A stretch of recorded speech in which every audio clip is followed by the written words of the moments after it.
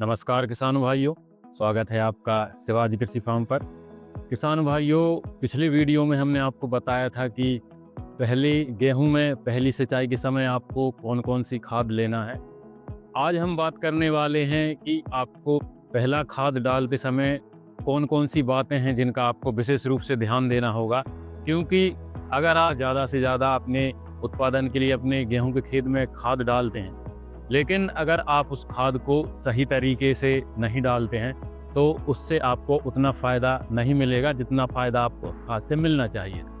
तो इसके लिए हम कुछ प्रमुख बातों पर आज बात करने वाले। सबसे पहले, खाद मिलाते समय आपको ध्यान रखना है, क्योंकि अगर आप पहली खाद में यूरिया के साथ जिंक सल्फेट का प्रयोग करने वाले हैं, तो जब हम यूरिया और जिंक सल्फेट को मिक्स करते हैं तो वो वातावरण से जो नमी लेके वो जो खाद है वो गीली हो जाती है। तो उससे बचने के लिए आप क्या कर सकते हैं, जिंक सल्फेट को या तो खेत की बारीक मिट्टी या फिर गोबर की खाद में पहले आप जिंक सल्फेट को मिला लें, उसके बाद आप उसको यूरिया में मिलाएं। जिससे क्या होगा कि वो खाद आप जो है यूरिया के साथ जिंक सल्फेट मिलकर नमी नहीं पकड़ेगा और आपको खाद को अपने खेत में बिखेरने में किसी प्रकार की समस्या नहीं होगी। अगर आप केवल यूरिया का प्रयोग कर रहे हैं तो आप सिंचाई से पहले या सिंचाई से बाद में किसी भी तरीके से आप यूरिया का प्रयोग कर सकते। अगर आपको सुविधा हो, थोड़ी मेहनत अगर आप कर सकें, तो अगर केवल आप यूरिया डाल रहे हैं तो कुछ आधी मात्रा यूरिया की सिंचाई से पहले डालें और आधी मात्रा सिंचाई के बाद डालें। यूरिया में जो नाइट्रोजन पाई जाती है, नाइट्रोजन एक बहुत ही गतिशील तत्व है। अगर आप अधिक सिंचाई कर देते हैं तो वो पानी के साथ घुल के पौधे की जड़ों से नीचे जा सकता है, जिसे हम लीचिंग कहते हैं। इस कारण से जो यूरिया है उसकी पूरी मात्रा पौधों को नहीं लग पाती है। तो इससे बचने के लिए आप ऐसा कर सकते हैं कि या तो आधी मात्रा आप सिंचाई से पहले डाल सकते हैं, आधी मात्रा सिंचाई के बाद डाल सकते हैं, या सिंचाई के बाद भी आप अगर आप केवल यूरिया डाल रहे हैं तो आप सिंचाई के बाद भी डाल सकते हैं। यूरिया अधिक सिंचाई होने पर जो यूरिया है वो पौधे की जड़ों से नीचे नहीं जा पाएगा। अगर आप यूरिया के साथ किसी भी प्रकार की अन्य खाद मिला रहे हैं, जैसे आप जिंक सल्फेट मिलाते हैं, किसी प्रकार का कीटनाशक या फंगिसाइड मिलाते हैं, जब तक वो कीटनाशक या खाद पौधे की जड़ों तक नहीं पहुंचेगी, दवा का रिजल्ट आपको सही तरीके से नहीं मिलेगा। तो इसलिए विशेष ध्यान रखें, यूरिया के साथ अगर आप किसी प्रकार की खाद, कीटनाशक या फंगिसाइड मिलाते हैं तो उसको सिंचाई से पहले ही डालें। जिससे आप खेत में बिखेर के उसमें सिंचाई करेंगे तो यूरिया के साथ जो दवा और जो खाद है वो यूरिया के साथ पानी में घुल के पौधों की जड़ों तक पहुंच जाए। और पहली सिंचाई जो है आपको बहुत ही हल्की सिंचाई लगाना है, जिससे कि जो खाद है वो पौधे की जड़ों से नीचे ना जा पाए।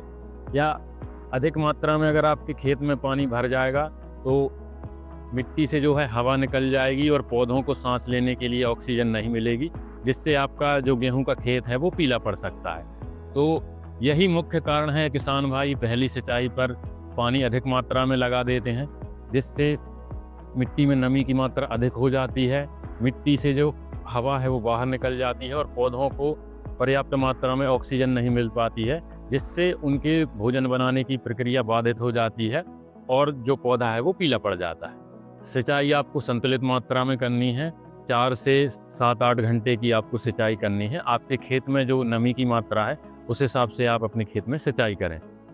कहीं भी आपके खेत में जल भराव नहीं होना चाहिए। अगर जल भराव होगा तो गेहूं के पीले पड़ने की समस्या आपको हो सकती है। आपको जो खाद है वो सही समय पर देनी है। इस समय पर ठंड के मौसम में 9 से 10 बजे तक पौधों पर हल्की हल्की ओस रहती है और शाम के समय भी 4 से 5 के बाद कुछ मात्रा में ओस आपके पौधों पर ओस पड़ जाती है। अगर इस समय पर आप अपने खेत में खाद देते हैं कि पौधे पर ओस है तो जो खाद है वो पौधे पर चिपक जाए, तो इससे आपके पौधे पर फाइटोटॉक्सिक इफेक्ट दिखाई दे सकता है।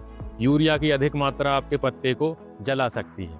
तो अगर आप पौधों पर ओस होगी और आप उस समय खाद का प्रयोग करेंगे तो इससे आपको आपके पौधे में जलने की शिकायत देखने को मिल सकती है, जो फाइटोटॉक्सिक इफेक्ट है वो देखने को मिल सकता है। तो इस बात का आपको विशेष ध्यान रखना है कि जब आपके खेत में ओस ना हो तभी आप खाद का प्रयोग करें। तो आप सुबह के 10 बजे के बाद से शाम के 5 बजे से पहले इस बीच में आपको अपने गेहूं के खेत में खाद डालना है। कोशिश करें कि जैसे ही आप खाद डालते हैं तो आप तुरंत सिंचाई करें।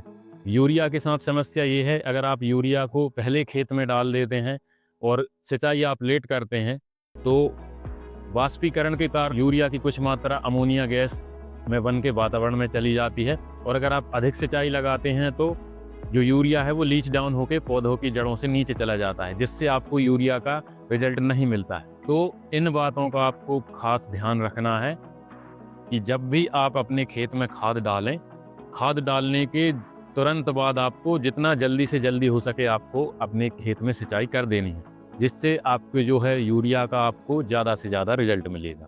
इन सभी बातों का आपको पहले खाद डालते समय अपने खेत में विशेष ध्यान रखना है, जिससे आपको जो भी आप अपने गेहूं के खेत में खाद डाल रहे हैं उसका आपको ज़्यादा से ज़्यादा रिजल्ट मिले।